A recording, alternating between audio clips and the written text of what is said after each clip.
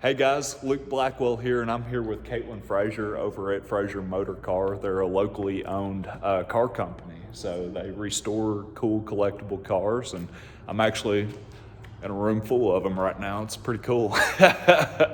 Some cool Porsches and a 356 Ferrari back there. So Caitlin, tell us about Frazier Motorcar. How long y'all been doing this? So Frazier Motorcar Company was started by my father in Santa Barbara, California in 1976. He actually put himself through school by buying cars like this in Kansas City, where he was from. Yeah. And when they were under snow, and he'd bring them back to Santa Barbara where it was sunny, and he'd flip them for a profit.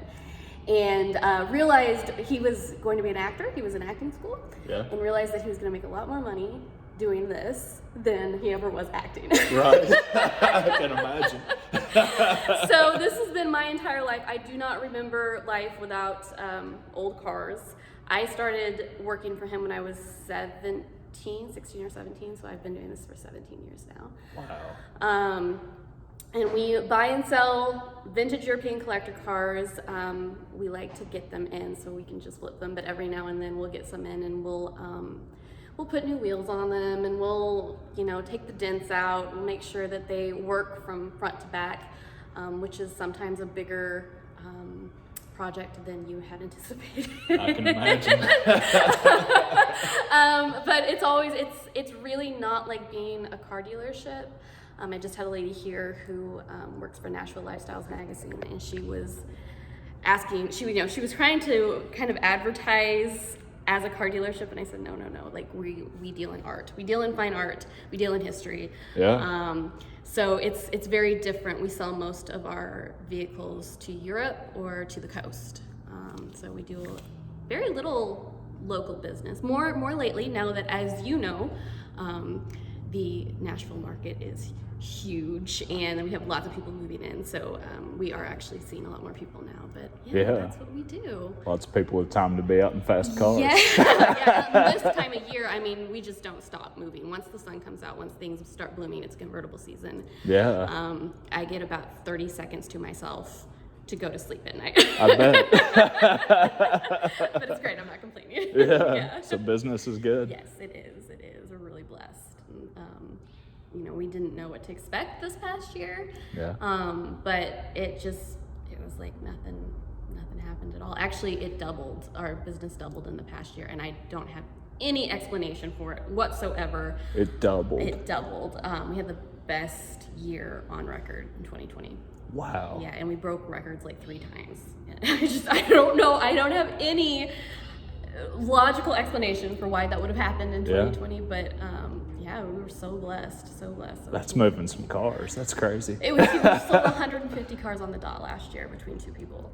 Wow. Yeah. What did you sell the most of? What's the most popular? That's probably a hard question. It is a hard question because it's throughout my entire career, it goes in waves. So one month, everybody will want a Triumph TR6, and you can't get enough of them in. The next month, everybody wants a Mercedes 560 SL.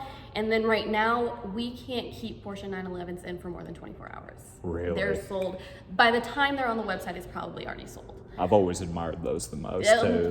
That's kind of the gold standard right now. Yeah. Is to get a Porsche 911. So, and then people will write to us and say, hey, can you help us get one? And I can help you, but if I don't write to you the minute we get it in, it's gonna be gone. Yeah, first come, first serve. Exactly.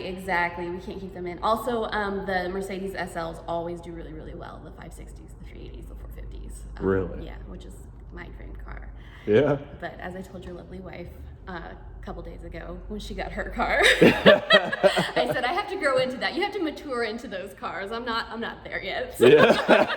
That's fair. One day, you are who you are. Yeah, you gotta mature into that. One day I will donate, tons of money to the symphony and NPR and drive one of those cars. But today's not that day. The old Mercedes will do, I guess. Yeah, exactly.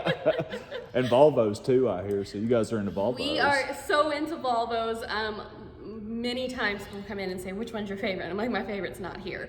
The Frazier thing is to have a Volvo, and all the Frazier kids except for my sister got one when they were 16. Really? We still have mine. One of my brothers wrecked 3. Really? Yes, true story. my other brothers sold his.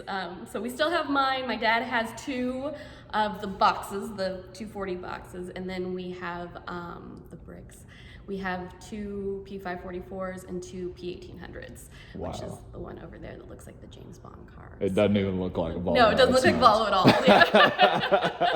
But that is kind of our thing. We like the Nordic cars, and we'd have a bunch of Saabs if we could find them too. So we'd prefer to have Volvos and Saabs. Yeah. Yeah, you can tell we grew up in Colorado. Like, does it work in the snow? I've never even seen a Saab in Tennessee. No, I see one occasionally. Yeah. I've always wondered about them. I know nothing about that brand. Yeah. We like our Swedish cars, but we don't hardly ever have them in, and they probably wouldn't sell to our demographic anyway. Probably not. Yeah, kind of a different. Not everybody has to get it. You know? No. It's a quirky car for sure. Yeah. Yeah. Well, Caitlin, thank you for interviewing me. This is part of a video series where I'm going around to local businesses and helping promote them, and these guys are worth shining a light on. So, Caitlin, thank you for your It's been time. a pleasure. Thank you.